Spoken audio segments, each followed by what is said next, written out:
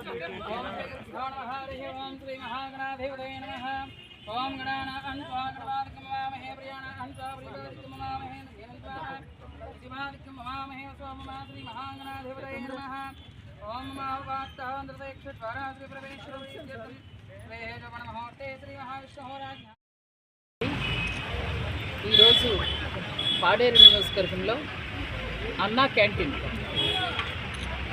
ఇక్కడ పెట్టాలన్నటువంటి ఒక గొప్ప సంకల్పంతో గౌరవ ముఖ్యమంత్రి చంద్రబాబు నాయుడు గారు, డిప్యూటీ సీఎం పవన్ కళ్యాణ్ గారు, ప్రధానమంత్రి వర్యులు పెద్దలు నరేంద్ర మోడీ గారు, కూటమి ప్రభుత్వం ఈరోజు పాడేరు మండలంలో అంబేద్కర్ సెంటర్లో గల రైతు బజార్ ఆ ప్రాంగణంలో ఈరోజు అన్నా క్యాంటీన్కి శంకుస్థాపన కార్యక్రమాన్ని నిర్వహించుకున్నాం.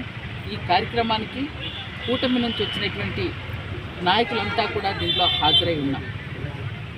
నిజంగా అన్నా క్యాంటీన్ ఏదైతే ఉందో ప్రతి పేదవాడు, పైగా ఇక్కడ గిరిజన ప్రాంతంలో చాలా అవసరం. మొన్న ఆదివాసీ దినోత్సవం రోజు కూడా గౌరవ ముఖ్యమంత్రి చంద్రబాబు నాయుడు గారు వచ్చినప్పుడు మరొక రిక్వెస్ట్ కూడా అడగడం జరిగింది. పాడేరులోనే కాకుండా చింతపల్లి, మా నియోజకవర్గంలో 5 మండలాలు సార్, చింతపల్లిలో కూడా ఒక అన్నా క్యాంటీన్ పెడితే అది ప్రజలకు అందుబాటులో ఉంటుందని కూడా అడగడం జరిగింది. ఏది ఏమైనా మొట్టమొదటిగా పాడేరు మండలంలో ఈరోజు శంకుస్థాపన చేసుకోవడం చాలా చాలా సంతోషదాయకం. ఇది ప్రజలకి, ప్రతి పేద ప్రజలకి ఇది చాలా ఉపయోగకరంగా ఉంటుంది. ఎందుకంటే ఇది అల్లూరు సీతారామరాజు జిల్లా హెడ్ క్వార్టరు. నా కాన్స్టిట్యున్సీ నుంచి అంటే పాడేరు నియోజకవర్గం నుంచి వచ్చేటటువంటి ప్రజలు ఇక్కడ నుంచి జీమాడుగుల, చింతపల్లి, జీకే వీధి, కొయ్యూరు నుంచి వచ్చిన వాళ్ళంతా కూడా ఇది కూడలి, అంబేద్కర్ సెంటర్ కూడలి.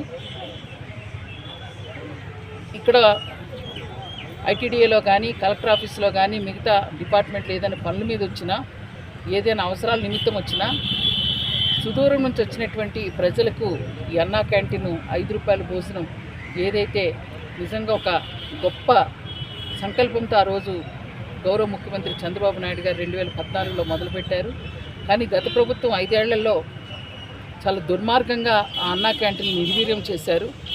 పాడేరుకి ఎప్పుడో శాంక్షన్ అయినప్పటికీ వారి యొక్క గత ప్రభుత్వం యొక్క ఛాయల వల్లనే ఇప్పటి వరకు కూడా మొదలు పెట్టలేకపోయాం.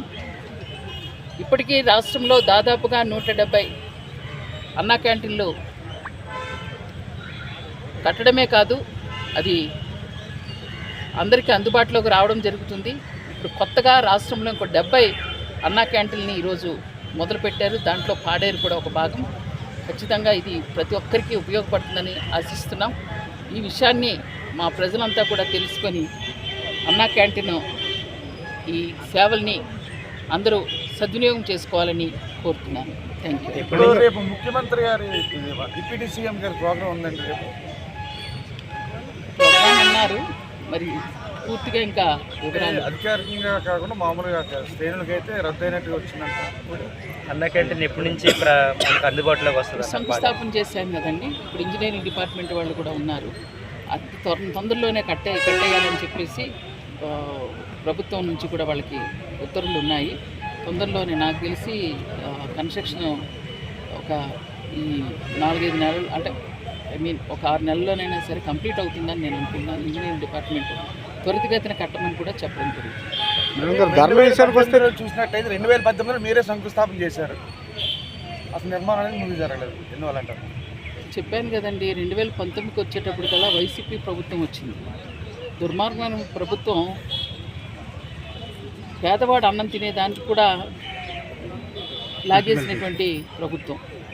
ఆ ప్రభుత్వం చేసినటువంటి దుశ్చర్యల వల్లనే ఈ రోజు వరకు కూడా మన పాడేరు నియోజకవర్గంలో తెచ్చుకోవడానికి కొంత టైం పట్టింది. ఈరోజు గతంలో కూడా ఇది చూడడం జరిగింది. కాకపోతే ఏదైతే స్థలం ఆ రోజు చెర్రీకల్చర్ దగ్గర ఐటీడీఏ దగ్గర చూపిస్తే అప్పుడు కొంచెం అది ప్రభుత్వ అందుబాటులో లేని స్థలం కనుక ఇక్కడైతే అందరికీ అందుబాటులో ఉంటుందని చెప్పి ఈరోజు శంకుస్థాపన చేసుకున్నాం. మైదాన ప్రాంతంలో ఉన్న ధరలకి ఇక్కడే తేడా ఉంటుంది. అంతా